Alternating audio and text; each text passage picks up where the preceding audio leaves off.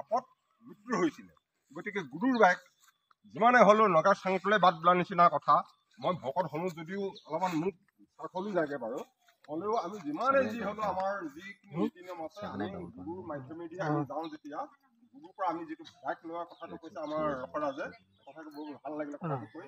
গতিকে আমি সেইদিনা আমি প্ৰত্যেকেই গুৰুৰ বাইক লৈ ল'ম, যাতে আমাৰ মাজত, আমাৰ জনজাতিটোৰ মাজত, আমাৰ জনগোষ্ঠীটোৰ মাজত খেল খালি যাতে সৃষ্টি নহয়।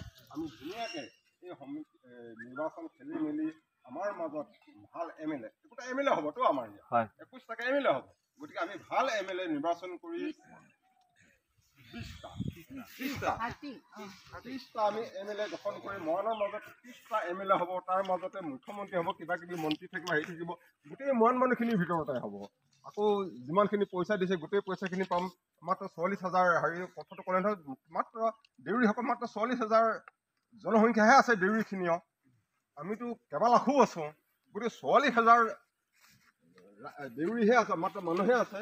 অথচ সিহঁতে ইমানখন পইচা পায়, আমিতো ইমানখিনিৰ ভিতৰত ইমান পইচা পাওঁ। গতিকে সেই কথাবিলাক আমি চিন্তা চৰ্চা কৰিব লাগিব।